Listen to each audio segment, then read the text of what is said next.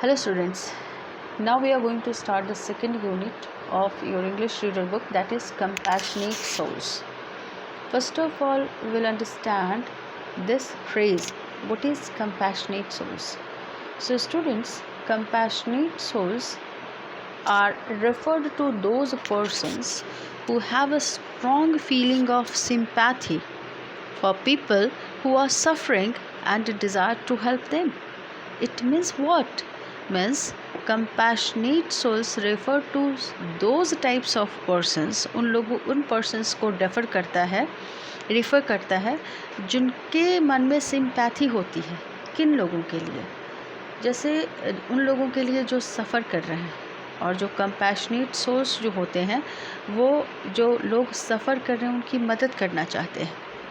For example में आप ले सकते हो, आप किसी के लिए भी कंपैशनेट सोल्स यूज़ कर सकते हो, लेकिन अगर सिंगल पर्सन के लिए यूज़ करते हो तो कंपैशनेट सोल लिखोगे। If you are referring to more than one people तो आप उसमें कंपैशनेट सोल्स लिखोगे। इसमें क्या होता है कि फॉर एग्ज़ाम्पल जैसे मान लीजिए फर्स्ट में हम ले लेंगे मदर टेरेसा, और दूसरे भी हो सकते हैं। ऐसा नहीं है कि मैं सिर्फ एक मदर टेरेसा का एग्ज़ाम्पल ले रही हूँ तो आप सिर्फ मदर टेरेसा के बारे में सोचो।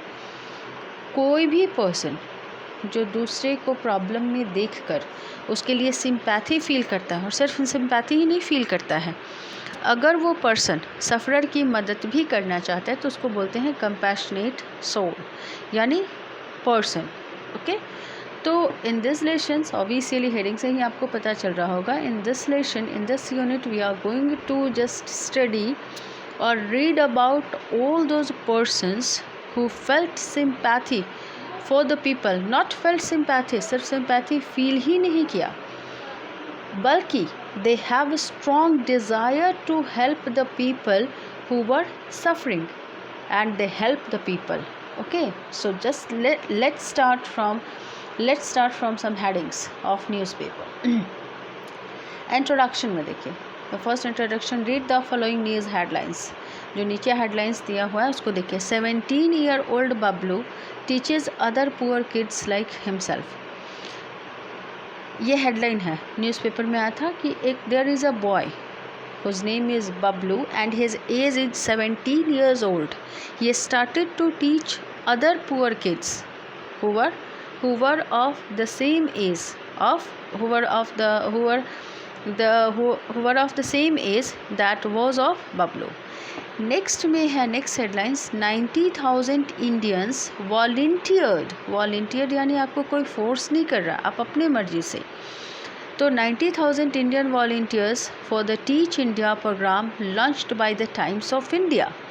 सो this two headlines tell about those persons. In fact, they are these 90,000 people, and Bablu is, in fact, you could also tell them compassionate souls. Why? Obviously they are also very much desirous to help the people who are in problem. देखो, तुम बोलोगे कि कैसे होता है, तो obviously बेटा जो अनएडुकेटेड हैं वो सफ़रर ही होते हैं। ओके, बहुत जगह उन्हें सफ़र करना पड़ता है, because it is said that education is power, always remember this. So what is being said here? First one is get in two groups of 4, 4 लोगों का एक ग्रुप बनाओ अपने फ्रेंड्स के बीच में।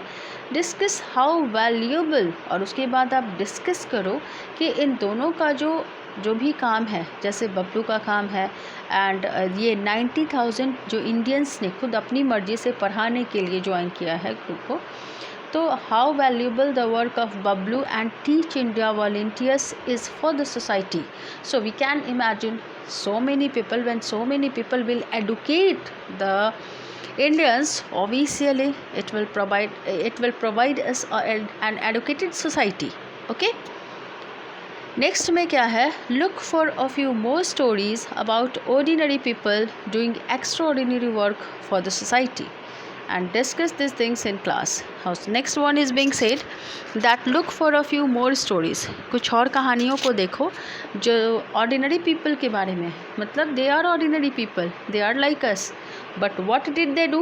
The thing that they did or they are doing is extraordinary. means many times it happens that we just make excuses, give excuses by telling ki how could I help, I'm not able to do this or that. But do you know, each and every person is able to help in some or other way. आप मदद कर सकते हैं if you are really desirous. तो उन लोगों के बारे में भी डिस्कस करें. ओके चलो अब देखो, नाउ ए पॉइंट ए में देखते हैं. We are going to discuss, we are going to see about some person, और आप लोग भी इसको देखेंगे. And you are suppose to write an essay on each person one by one after another. पहले मैं एक का दूंगी and after that you will write and you will gather information and you will read about all this compassionate souls. Do you know why these people are called compassionate souls? Because they have sympathy for the people who were suffering, and they not only have sympathy, इन लोगों ने लोगों की मदद भी की. Okay so think, सी given below, नीचे में क्या दिया हुआ है, given below is a list of people who cast aside their personal interest. मतलब नीचे लिस्ट दिया हुआ है उन लोगों का जिन्होंने अपने पर्सनल इंटरेस्ट को क्या किया हो, cast aside their personal interest, जिन्होंने अपने पर्सनल इंटरेस्ट को अलग रखा for the larger interest of the society, समाज के लिए, समाज के एक देखो larger interest of the society यानी समाज की भलाई के लिए उन्होंने अपने पर्सनल इंटरेस्ट को, पर्सनल इंटरेस्ट में हो गया बेटा कि आपका जो इंडिविजुअल फ़ायदा किस चीज़ में है, ठीक है, जिसमें सिर्फ एक पर्सन का वेलफेयर के बारे में सोचा जाता है. तो इन्होंने अपने बारे में नहीं सोचा. They just think and their activity और वर्क और service was for the betterment for the society.